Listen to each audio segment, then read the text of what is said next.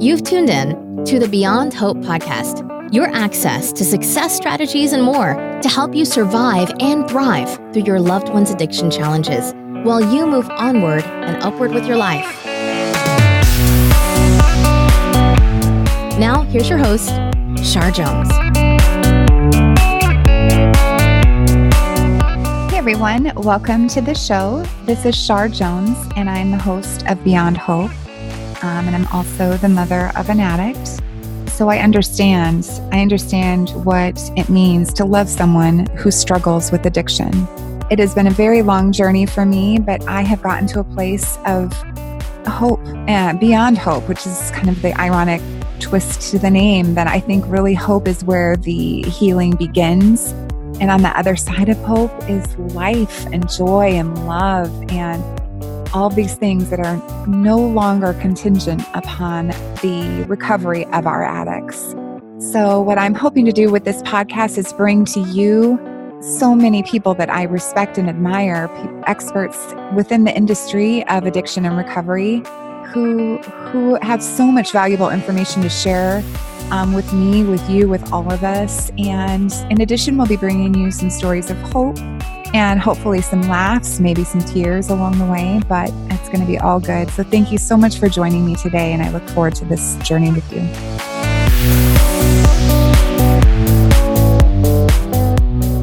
Hey everyone, welcome. Thank you so much for joining me today because I have someone pretty incredible to share with you, Dr. Brad Reedy. He is the co-founder and clinical director of Evoke therapy programs, which is a wilderness program for adolescents, young adults, and their families. And he is the author of The Journey of the Heroic Parent, Your Child's Struggle, and the Road Home. He's also a keynote speaker. He has made numerous guest appearances on several TV shows and podcasts, and he's brilliant. His life work has really been about helping parents discover their own truth, and he has absolutely impacted my life positively and in turn impacted my daughter's life because of the incredible healing and work that I've been doing on myself. And I'm just so honored to share his voice with you today. Dr. Reedy, thank you. Thank you for sharing your voice with us tonight and just for the incredible work that you do. So for my listeners, enjoy Dr. Brad Reedy. Here he is.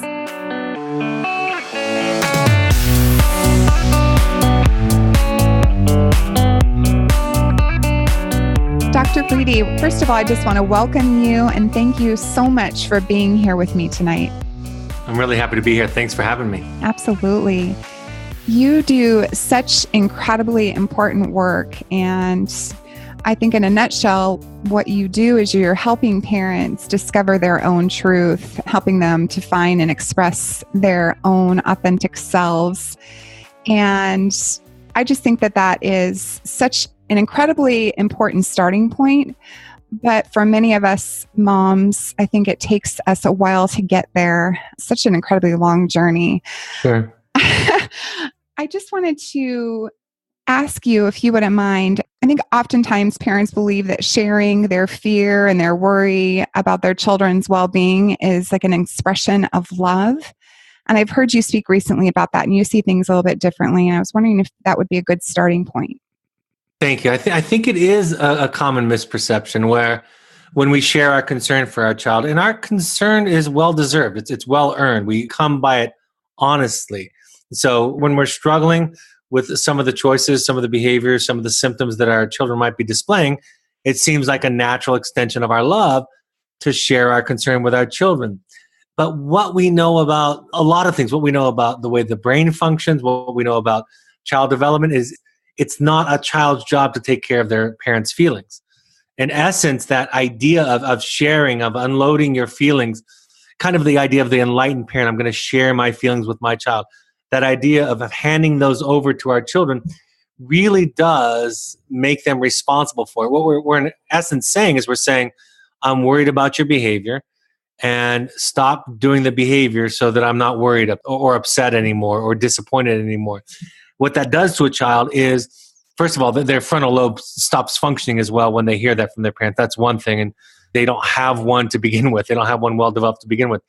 But secondly is It wires them to believe that they're responsible for other people's feelings, that what other people think about them is their responsibility, which then wires them to be more susceptible to peer pressure and to not really develop a sense of self. So the kind of end of it is our job as parents is to go out and take care of ourselves, to tell people how we feel, to talk to a mentor, a sponsor, a therapist, to take care of ourselves there so that in the parent-child interaction, we can be there for the child. We're still going to make decisions that are informed by our concerns. We're still going to make decisions that are informed by our worries about their safety and well-being, but we don't hand them our emotions, make them responsible for it. And while that might be seen as a subtle distinction, it is profoundly different. It's a profoundly different experience for the child to have a parent making decisions where they're informed by it versus having a parent hand over their anxieties, worries, concerns, disappointments to the child. What does that do to them? I've heard you talk about this false sense of self for the child. Like, right. How does that work? Well, there's a couple of references I'll actually give you. One is one of my favorite, in my opinion, one of the most important books regarding child development. That's The Drama of the Gifted Child by Alice Miller. I also love The Dance of Anger by Harriet Lerner. But Alice Miller talks about this idea of that the child is willing to give up their true self in order to take care of the parent. The drama of the gifted child, the giftedness of the child is the ability to read what the parent needs and to provide that for the parent at the cost of their authentic selves. And so that's the simplest way to put it. And she illustrates that and outlines it very well in her book. It's a book that's been around for close to 60 years. Not only for me, but many therapists find it to be a seminal book in terms of their thinking about child development and how children's selves develop. That's one reference point. So Alice Miller's book. The other is a podcast, another podcast that I actually listened to recently. A parent handed it to me. It was a podcast on NPR called Invisibilia. And the episode is July 1st, 2016. The title of it is The Problem with the Solution. And long story short, they evaluate the brain functioning of children when their parents express this kind of over-involved language like, I would do anything for you, or I would walk to the ends of the earth, or I can't sleep or eat unless you're well. That old adage of you're only as happy as your least happy child. And when they performed functional MRIs, when they evaluated the child's brain functioning, they found that the child their higher level thinking was reduced, and that they operated from more of a fight or a flight, more of a threatened perspective. And so while we might think those are expressions of love, they are felt to the child as a threat. And the child is inclined, like Alice Miller says, the child is inclined to offer up what the parent needs in order to take care of the parent. They're willing to sacrifice themselves. What this can look like with addicts, with children that are more angry or demonstrative or acting out, is they can rebel against that feeling of oppression, right? Instead of losing themselves, losing the sense of self, and kind of being swallowed up by the parent, they're going to rebel against it. And they will look unempathic, uncaring, angry, rejecting, violating all the family values. But what they're really saying is, I'm so overwhelmed by this feeling that I need to take care of you that I'm going to go in the exact opposite direction. Mm. That's so profound. Thank you. It unfortunately comes from my own work as a father and as a child. So I came by that knowledge somewhat honestly myself. I remember when I first kind of encountered my daughter's addiction, and I had this thinking that all I needed to do was to get her into treatment, and that she was going to be okay, and that they were going to heal her, and she was going to go on to share her gifts with the world and all of those things. And I had her story kind of written in my mind of how that was going to go. And over time, I've discovered that that was her story to tell, not mine. And this idea that my job was not to fix her, but to fix myself. Right. Can you talk a little bit more about that? One of my favorite phrases from a friend of mine, Dr. Kenneth Perlmutter, is this idea that what children don't need is they don't need their parents to be perfect. If they do need their parents to be perfect, they're doomed. But what children need is they need their parents to make their own lives their project. Your child needs you to make your life your project. And really, in so doing, stop making the child's life your project. That doesn't make you an absent, uncaring, detached parent. But what it does is it makes you an involved parent, an authentic parent, a parent that has a strong sense of themselves. And then they can, again, be there for the child. So I think your instinct that you had, that I had, that most parents and mothers have, is fairly natural. It kind of makes, I think for most of us, it sounds like common sense what you were talking about with your daughter's addiction. And so I don't fault anybody, myself or you or anybody who has that thought. So the counterintuitive move is make your life your project. Take that, again, that responsibility on yourself. Take the responsibility of your well-being, of your serenity. Take that away from your child. Your child is not responsible for your serenity. And the last, I think, element of what you just said is this idea that sometimes when we think about, quote unquote, fixing our children and kind of going through these kind of steps, there is a kind of objectification in that, right? There's this idea that, like the light switch on my wall, if I do it right, if I turn it on, it has no choice but to turn on if I flip the switch. Children want to have the experience of not being an object, but being a person, right? They want psychologically to be respected as somebody with choice and agency. And so they can sense unconsciously when we treat them like an object, when we treat them either because of our own shame, our own guilt, our own overfunctioning. They can sense when we treat them like something that we can manipulate, even if it comes from a positive and loving place. They can sense it. And there's this rebellion against that unconsciously of, I'm not going to be the extension of you.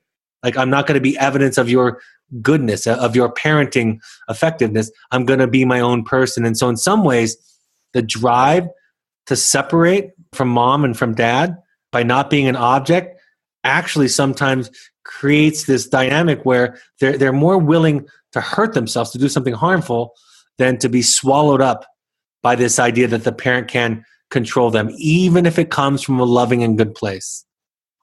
Mm-hmm. Yeah. And thinking about addiction, I think there's this sense of urgency that comes along with the whole process for parents, where we just give us the steps, right. Tell us what to do so that we can be, so that we can fix it and everything's going to be okay. And then they can go on to live this normal, healthy life. And I think you've talked a little bit about this before, just about these expectations that we put on our children and how that's attached to how they perceive happiness and all those things. Yeah, I think that kind of step-by-step, paint by the numbers kind of problem-solving therapy is what I call it. Again, I think it's appealing. We want that. There are a lot of things in our lives that most of us parents are effective at controlling. We can accomplish things. We're not inept in our lives. And so we kind of want to follow this step-by-step procedure. And I thought about this as I was answering the last question. As you know, none of my answers are very simple. They're not, do this and do that. I learned that because in early on in my career, I said those kinds of things to people, to parents. I said things unknowingly that were incredibly shaming. Like, if you set a boundary with your child, they will get better.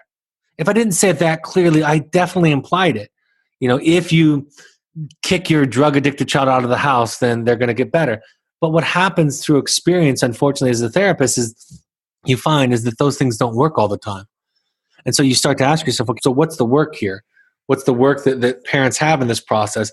And then you just talk about work for the sake of its own value, that parenting, that healthy parenting is its own reward. And that being a healthier parent is being a healthier person. And most importantly, the way that I think about it, and the reason that some of this, the way that I talk about it is so complex, is because it's teaching people how to think about parenting questions and parenting solutions. To say, when a parent comes to me and said, should I do X? And I don't have that answer, but what I do have is I have a series of questions and a process that I'm going to engage you with, where you can start to learn how to discover that truth. You can start to learn what gets in the way of you knowing your truth. And ultimately, you can recognize that you can do everything, quote unquote, right, and you still can't control outcomes. And that is a real and a terrifying thing to accept as a parent, because none of us find it anywhere near comfortable to allow our children to suffer or to significantly go through a painful process. That's so true. When the first of many times that my daughter was in treatment, I remember just being so overwhelmed and stressed out and worrying about, what to say and what not to say. And I didn't want to upset her and all these things. And one of the folks that worked there said to me, there's nothing that you can say or not say that's going to keep her clean or force her to use, that I didn't have that kind of control over my daughter. And I just thought that that was so profound. Yeah, that's beautiful. Among other things that I do, I run a wilderness therapy program where the primary medium of communication is letter writing. And when I started 22 years ago, 23 years ago, what was amazing is that all the letter writing was through snail mail. Now it's done, uploaded the night that we get into the office, and letters are transmitted immediately. But parents had to learn to speak from their center. And even that experience of, we don't realize how much we're trying to manipulate and control outcomes, like what a child feels, how they think. Of course, in the case of, for example, your daughter and children like your daughter, that they use. And so if those are the stakes and we believe that we can control it, of course we're going to walk on eggshells and be tentative and lose ourselves. But when we have to start communicating in a vacuum, like the way that letter writing happens, when you don't have the person in front of you and you don't get a response for several days, and sometimes you have to write a letter back in the old days, before you got the letter from them that week, you had to kind of learn to speak from your center. And I think that's an exercise in finding yourself, finding your truth, and then operating from that place instead of operating from a place of outcomes and manipulation and control, which, again, all the stuff that you're sharing, all the stuff that I'm talking about, I think most of us think it seems very common sense to us to think that way. And most of recovery, most of mental health and addiction treatment is counterintuitive. I hear you say that a lot, and it is so true. You were speaking recently about, well, you talk a lot about this, the otherness, this seeing others as other. And the one thing that you said that's just, I still kind of turn it over in my head over and over, trying to fully grasp it, which is just that connection is separateness. Right. Would you talk more about that? It originally came to me when I was doing some of my broadcasts and some of my presentations, when I would be speaking about healthy detachment. And oftentimes people would then ask me, well, what about connection? What's connection? I remember one night in particular, somebody asked me, when are you going to start talking about connection? You're so fixated on healthy detachment. And luckily it was at the end of the webinar. And so I could say, I'll answer that question next time. And then I sat with it for a while, and I started kind of going through the thinking process that I go through. Okay, what's healthy detachment? What's the opposite of healthy detachment? What's unhealthy detachment? And what I really concluded was that healthy detachment and healthy connection are synonymous. I think we use the word detachment to emphasize that it's going to feel like loss, like distance, but healthy detachment in relationships, in the parent-child relationship, is the same as healthy connection. And that over-identification, right, over-identifying, over-connection is really the most severe form of abandonment, because if you over-identify with somebody, by definition, the thing that is lost is the other person, right? If I over-identify with you, if I see too much of myself in you, then I lose you altogether. So over-identification, enmeshment, all those words that we talk about, that's abandonment. Whereas healthy detachment is learning to connect in a healthy way. And again, a non-intuitive way of thinking about it, because of the questions that parents ask me that were difficult and challenged, because a lot of the thinking that goes into this, a lot of the language that we use doesn't make sense when you look at it a little closer. Yeah. And thinking just about, and I'm going to go back a little bit and talking about feelings. So for my daughter, I know that when she was getting clean, she was withdrawing and things like that. And all these feelings and emotions were flooding in that she hadn't felt for so long. It just was really interesting to me. Some of the things that you talk about is just the telling our children how to feel and, Right. and how that impacts our kids. Right. It's amazing to me how poorly we listen. And even the most skilled among us struggles to listen, specifically when it comes to our child sharing difficult emotions. And so while, again, it comes from a place of what we experience as love, as compassion, as caring, what comes out of our mouth is we give look on the bright side speeches. We give, have you looked at it this way? Or maybe they weren't mad at you, or what's the positive in that? Or peer pressure is not something that you should let affect you. We have all these little speeches that we that we think are helpful, but the meta message is don't feel what you're feeling. And in a given day, when I'm interacting socially, not clinically, but when I'm interacting socially amongst people, friends, acquaintances, in public, I hear it all the time. And so, again, it takes great capacity and great practice to get to a point just to listen to somebody, to hold somebody, to provide what analysts would call a safe container. And you don't give advice. You're not inclined to be instructive, as Harriet Lerner says. You don't give look on the bright side speeches, and you're reluctant to even answer questions about advice from others, from children.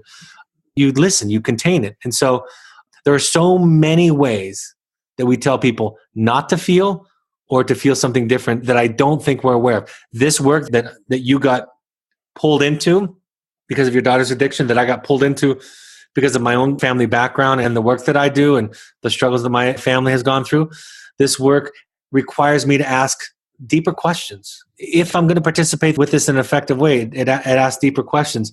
And one of them is, what's really being said? What's really being heard when I'm talking? And so much of the time we are telling children not to feel or to feel something different. And if I might just say one thing, one of the most common things that an adult will tell me in therapy, regardless of whether I'm doing parent coaching or they're struggling with a child, is that in their family it was not okay to feel, or it was not okay to feel X emotion.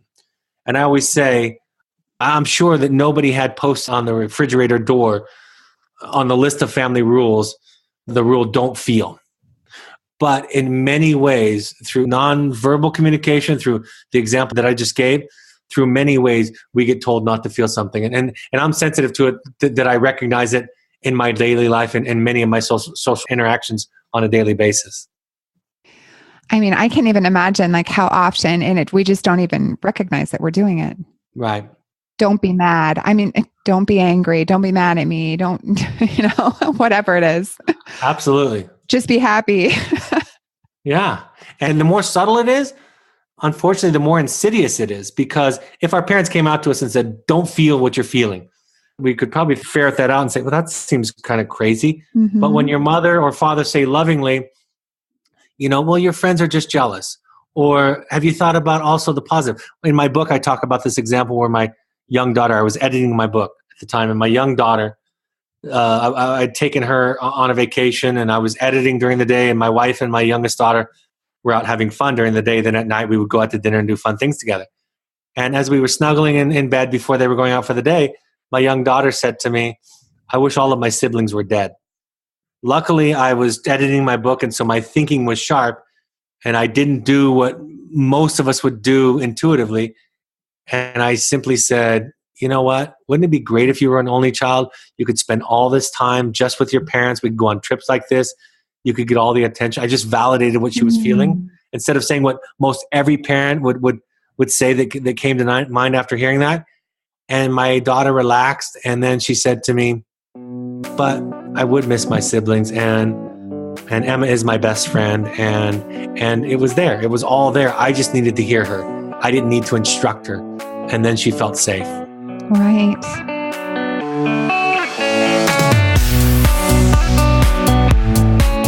Hi there. Thank you so much for listening. I'm going to take a quick moment to share with you a message from one of my sponsors, and we will be right back. I recently read an article that said 81% of Americans would like to become a published author. Chances are you're one of them. I know I am. So what's stopping us? Well, for me, it's a lot of hard work. It's time-consuming, it's painful, and expensive, right? Not anymore. For my next book project, I'm teaming up with Hassle-Free Books, and they are making it so easy for me to become an author. They're removing all of the fuss and struggle and making it smooth and simple. And it's far more affordable than you could ever imagine. Go to hasslefreebooks.com and use the promo code SHAR to receive a 10% discount off of any book project. Get started right away, and you can become a published author in as little as 45 days. And don't forget to send me a copy of your signed book, please. What are you waiting for? Get your story out there. Visit hasslefreebooks.com, promo code SHAR today.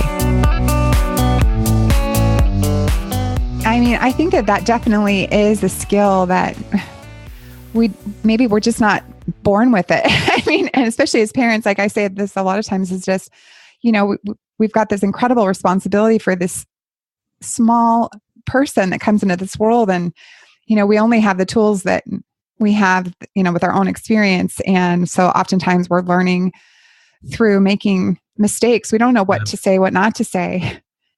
And part of it is modeling.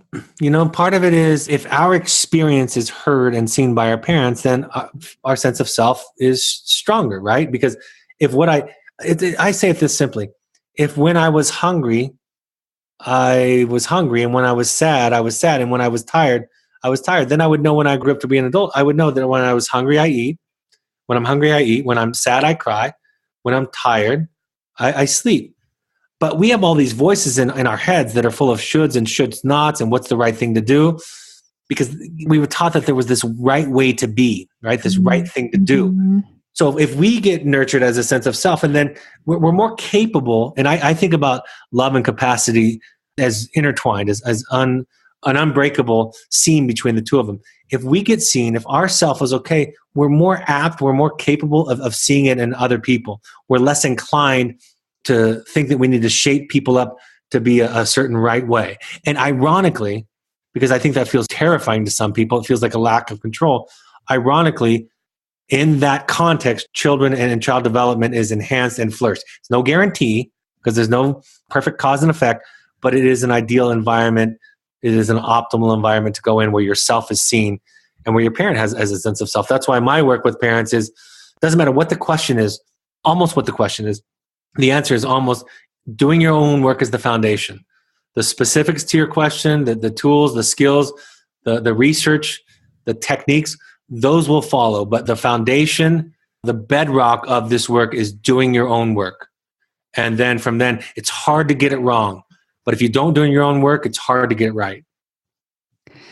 Yeah, definitely. Even for me this year, I really have just been diving deep into my own work. And ironically enough, that's when there's this healthy separation that started to happen. And it really became a gift. I mean, I drove however many hours to go visit my daughter. She was in jail. And I'm okay with saying that. I mean, it's just part of her journey. And we really had kind of this exchanging of information where I was sharing with her some of my experience on the growth that I'd been doing and how I was trying to heal myself. And I really just was almost like, I think I even said it. I said, that I was giving her life back. And it was just kind of like with my arms kind of wide open, just kind of handing it to her. And we had this really incredible moment. And I think it was so important. Right. I don't want to underscore what you just said, because when you said your daughter lives in jail and you're okay with saying that now, right now you've gotten to the place where you can say that, but that is the heroic work that you've done. That the title of my book is The Journey of the Heroic Parent. And it's not about some grand thing. It's about showing up authentically with who you are. And if you don't mind, I want to share my very favorite quote about that. Please do. It's by Gandhi. And I love it because I think it speaks to this. He says, "A coward is incapable of exhibiting love. It is the prerogative of the brave. Projection, fusion, going home is easy. Loving another's otherness is heroic. If we really love other as other, we have heroically taken on the responsibility for our own individuation, our own journey. And this heroism may properly be called love." Unquote. And there's this thought about love. I hear parents talk about it. And I think most people talk about it as a feeling of affection and warmth towards somebody. Unfortunately, I've worked with people that have abused children, people that have abused their wives, people that have done cruel things to people that they say they love, right? They say that they love these people and they do this. So if love doesn't distinguish the way that you treat somebody, it has very little value, right? It doesn't mean a lot if you say you love me, if you abuse me. And so for me, love and what Gandhi's talking about is love is about capacity. And this capacity comes through this transformation that you obviously have been involved in, that I have an incredible amount of respect for. When somebody says, I had a client one time, I was running one of my private intensives, and a client was talking about that they didn't feel they were an opiate addict in recovery. And they were talking about not feeling loved by their parent. And somebody else in the group said, oh, your parents love you or else they wouldn't have sent you to this. And of course, I stopped and I said, wait, just a second there. And I explored a little bit more. And really what I said, I'm sure your parents would step in front of a bullet for you, would step in front of a train for you. I know that they have that. But I think what you're talking about is they don't have the capacity to see you, right? That they could see you if you graduated from USC or Harvard or Stanford or Yale. That would be easy for them to introduce you to somebody. But when you're a recovering opiate addict or an active opiate addict for that matter, I don't know that they have the capacity to show you that kind of love that you're talking about. So for me, love and capacity are intertwined. They're not separate. And if we're just talking about love as affection, as warmth, it has very, very little value. But if we're talking about it as this capacity to hold somebody like you just did with your daughter in that moment that you introduced this last question, that's heroic. Thank you for saying that. I had somebody ask me recently if I could go back and do something differently as a parent, like what would I have done differently? And for me, it was always hard, right? And I guess for me, looking back, it would be that I would have recognized that I was really drowning, that I was in over my head, that I needed help. And I was so fixated on trying to get her the help that she needed, I lost myself in that process. So when you talk about capacity, that's kind of where my mind goes. Can you talk just a little bit more about capacity? For me, capacity is the ability in a given moment to contain you. That's the clinical term. And what that means is if you came at me with criticism, with a problem, with stress, with whatever you show up in my life with, if I can remain compassionate, curious, patient, quiet, kind of a beginner's mind with that, listening and seeing you, that's capacity. If my bandwidth, I love that word, bandwidth is so narrow that I need you to show up a certain way for me to be okay, so I'm going to start instructing you or correcting you or telling you what you should or shouldn't do, that's a lack of capacity. My therapist wrote a book called The Misery of the Good Child. And on page 1, she talks about this idea that parents have various bandwidths. Some have a large bandwidth and some have a very narrow one. And what we do to our children is we say to them, you need to behave yourself, right? You need to fit within this idea, within a certain expectation. And that's what we're saying. And we're saying it's for their own good, right? We're teaching you because you can't go around in life upsetting people is what we say to them. Mm-hmm. So the over-the-table message is this is for your own good. The unconscious message underneath is you've exceeded my bandwidth, right? You're too much for me at this moment. That's why I encourage parents to take timeouts themselves instead of giving timeouts often. It's the same behavioral conclusion, but you're just saying you own it. If you had to be perfect, you're doomed. So you just own your own limited bandwidth. You say to your child, I'm overwhelmed. I can't do this. I teach parents all the time when you're making decisions around boundaries and consequences, instead of trying to figure out kind of this calculus of a kind of a decision about what to do so everything will turn out, just operate from the place of this is what I need to feel comfortable. And if your child calls you an idiot, if your child says you're crazy, your response is, you have no idea. You're scratching the surface of this. But you just own your limitations as you go along. And then it's not about your child, right? It's not about your child needing to fit in. It's about that you're overwhelmed. So capacity is something that if we can speak about, if we can own, if we can address, we don't put our anxiety, stress, limitations on our child. See, I grew up in, by many people's standards, an average family. But what I grew up believing is that something was wrong with me. I was too much for my mother. She told me that. In fact, just in the recent years, she's made some amends with me where she said to me, I'm sorry that you were too much. And so when I was very young, because my mother was frustrated and overwhelmed as a single mother, I thought something was wrong with me. So then I spent 30 years trying to prove to the world that I was okay, not knowing that I was already okay, that was about her.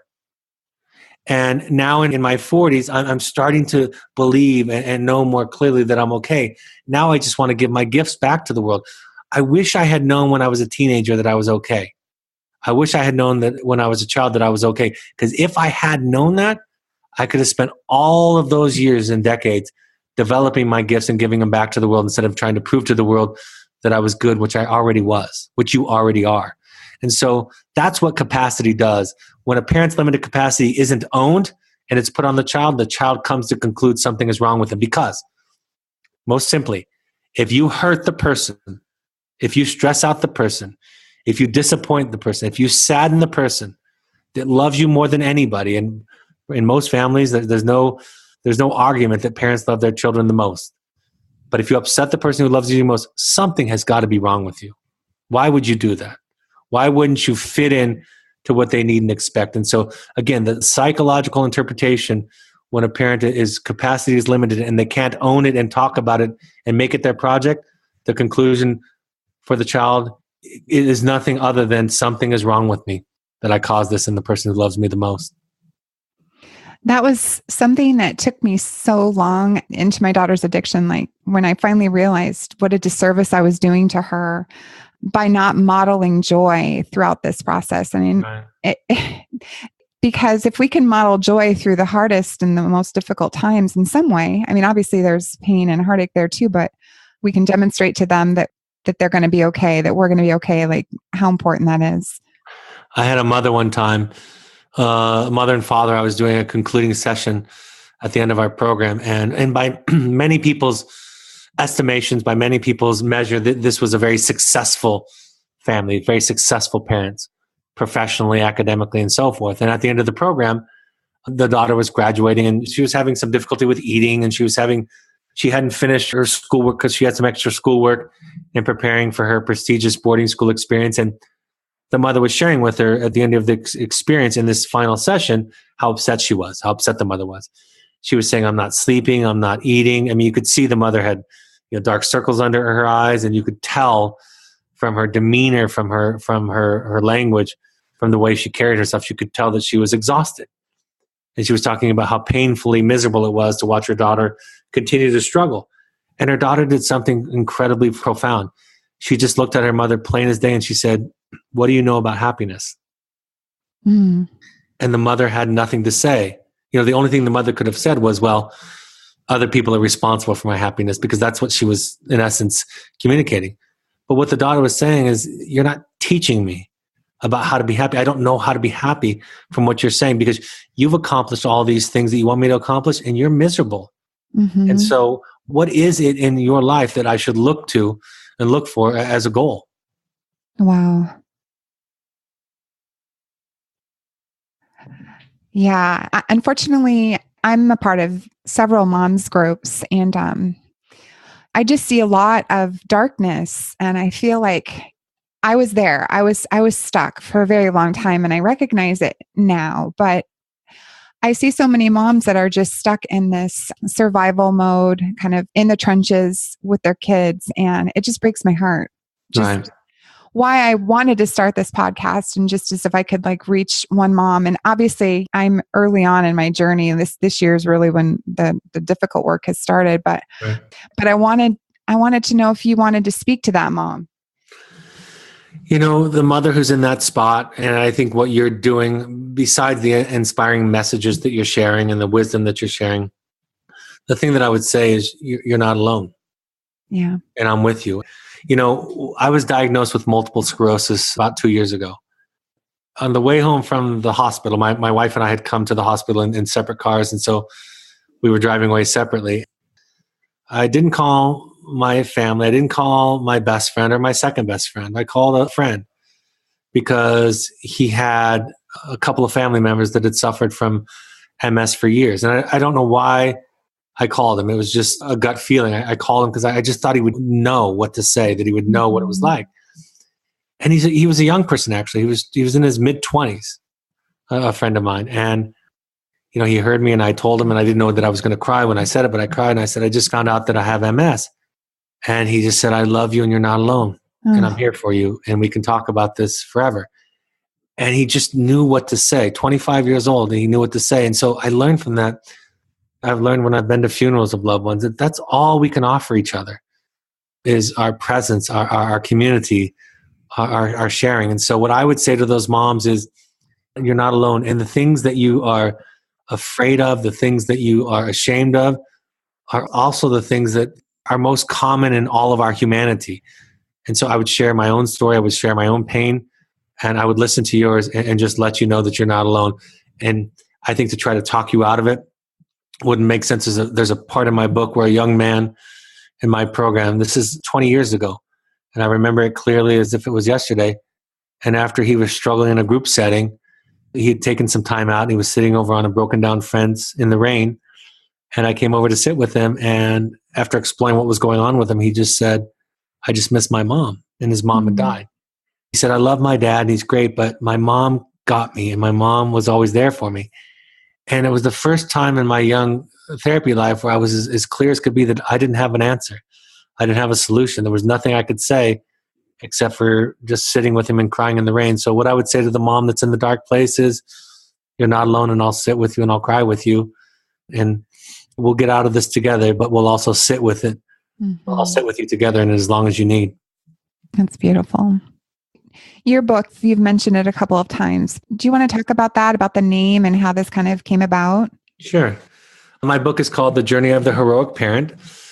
The title is borrowed from Joseph Campbell. He's a philosopher. His idea that all myths and all epic stories have a common pattern. Star Wars, for example, was patterned after Joseph Campbell's model. George Lucas read Joseph Campbell's book, The Hero with a Thousand Faces, and wrote Star Wars based on that. And it's this idea that the hero goes out there. And the hero doesn't have to be some grand knight in shining armor, but the hero of the story goes out there looking for something. In the case of parents, they go out looking to save their child, right? They have the child that's suffering from addiction or mental health issues, and they embark on this journey to save their child. But what happens in all of these stories and all of our myths is sometimes they get the Holy Grail and sometimes they don't. You know, sometimes people die. Sometimes you don't get the thing that you were going after. But what you get is a story. And then you bring that story, that wisdom that you learned, and you bring it back to the community. And that's the full circle. So for me, the heroicness of parenting is the search inward, right? The work that transforms you. While we embark on the journey to save our children, what we really end up with is a transformation. So my book takes parents through the idea of answering questions about themselves in the context of searching for their children's safety. I say in the book, a strong premise of the book is this idea that parent education doesn't change children, it changes parents. And that change can have an incredible impact. And like I said earlier, becoming a healthier parent means becoming a healthier person. And so what I find with my work, what I find with this different take on the journey, what I find is that people, they become alive again, or for the first time maybe. And of course, like you're describing with your daughter, that can have a wonderful impact on them, but you do it for its own sake. You do it because it brings you life. Most of us as parents wouldn't take some of those steps. We wouldn't walk into that 12-step meeting or that therapist's office. In Joseph Campbell's metaphor, he talks about going into the forest or the dark cave or diving into the ocean as this kind of scary place. But in storytelling, those images are just symbols of the psyche. Going into the place that we're most afraid of. Walking into an Al-Anon meeting is terrifying. Walking into a therapist's office is terrifying. That is heroic. Telling somebody the truth about yourself is heroic because you don't know what they're going to say. And what happens on the other end of all of those heroic decisions, those heroic journeys, is transformation and life. And then hope and depression and anxiety lift accordingly. So the book is about finding self. The book is about trying to save your child, but ending up saving yourself and changing your own life. And the book is about changing the question from what do I do to the questions, who am I, who is my child, and what is my relationship to them and their problems. I learned that myself, that as a client in therapy, that the question never is, what do I do? Because I can academically figure out, quote unquote, the right thing to do. But therapy starts when I'm afraid to do it, when I'm unable to do it. And then I got to find out, what are my barriers? What's getting in the way? What's my truth? And then can I, with all of that wisdom, with all of that strength that I'm learning, that I'm getting from the process, can I take a step into the unknown? I could talk to you for so long. And before we close, though, and I hate to backpedal a little bit, but I really want to leave a message to our listeners about the ability to listen. Right. Because that really, really resonates with me as a mom, and this need for whatever reason, if it's ego, I don't know what it is, where you feel like you have to say the right thing to your child and how in that process they don't feel heard. Do you mind just touching on that a little bit more before we close? Yeah, I think it's because this is the credit that I give us as parents. Speaking in an evolutionary sense, it's our job to protect our young children, right? Right. Human beings are the most helpless offspring for the longest period of time, right? Our children would die without us. And so we're tuned into that need to protect them, that need to watch out for them. And so in some ways, it's almost like we're over-evolved. I mean, that's the positive reframe, is that we're over-evolved and that we are overwhelmed by what I call our empathic misery, right? I've said this. I think the worst sound in the world is my child crying. And it's much worse than your child crying to me, right? I can listen to clients cry all the time and have all kinds of perspective and see the growth in it and see the grief and honor it. My child crying is nearly unbearable. And so it comes from this inability to suffer, an inability to embrace pain and discomfort and honor it. And so that's why mindfulness can help. That's why, listening comes from a kind of mindfulness. The Buddhists call active listening or reflective listening. That's what psychologists call it. They call it deep listening, right? This ability to just embrace grief, to embrace pain, to see the value in it. In Western culture, we spend time trying to avoid, escape, and numb ourselves. And we see pain as a threat, right? Pain is something that is to be avoided, instead of pain is something that we ourselves can learn from, that we ourselves can value because it reminds us that we're alive and that we love. And then we have a difficult time, again, sitting in an empathic misery with our children. And some of that is because of our instincts as parents, and some of that is because we haven't learned to tolerate it. We haven't learned to feel it ourselves. And so that's why for me, as a client, my education, my reading, my doctoral study, all of that, my practice, that's given me tools, that's given me knowledge. But what's giving me the greatest strength by far is sitting in therapy with the same therapist for the last 18 years and other therapists before her, and learning to feel and learning to sit with it and learning that I'm okay with it and learning that she's okay with it. And then once I know that about myself, then I can see and tolerate it in others a lot more. Thank you so much. Would you mind sharing with our listeners your podcast, which has just been absolutely life-changing for me in my journey this year? And can you share that with our listeners? For our podcast, if you go to the podcast app on your Apple device, your iOS device, you search Evoke Therapy Programs and subscribe there. If you have an Android device, download the SoundCloud app and search Evoke Therapy Programs. They are broadcasts. They start off as webinars for the participants in our program that our participants get for life. But the podcasts are recorded from those webinars, and I plan on doing them as long as I can keep talking and providing them forever. So we have about 150 in the archive library right now, and I'll continue to produce those a couple of weeks. Thank you so much. And I'll drop links below for our listeners so they can find you. But just please know how much I honor you and your journey. And thank you. Just knowing that you're out in the world doing what you're doing is incredibly meaningful for me as a mom. And I just appreciate you so much. And I just thank you for spending time with me tonight. Thank you. The feeling's mutual. I appreciate it. Thank you.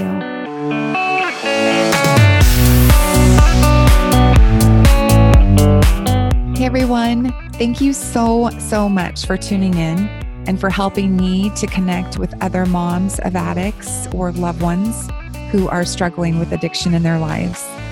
If you have questions for me, comments, suggestions on future show content, or perhaps there's a specific topic that you would like to hear from an expert in the field, I would love to hear from you.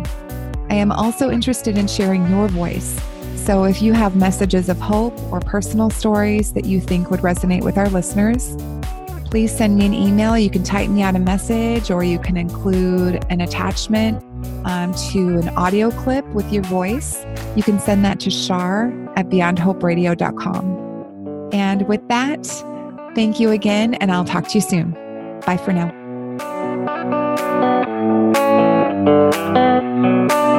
Thanks for listening to Beyond Hope. For show notes and more, head on over to beyondhoperadio.com. huge thank you to recoveryinnovators.com and James Healy. Thank you so much for putting up with me and for helping me to produce and launch the show. I couldn't have done it without you. You are so awesome. And to anybody else who has been considering working with James, highly recommend him. Please go over to his website and check it out, recoveryinnovators.com.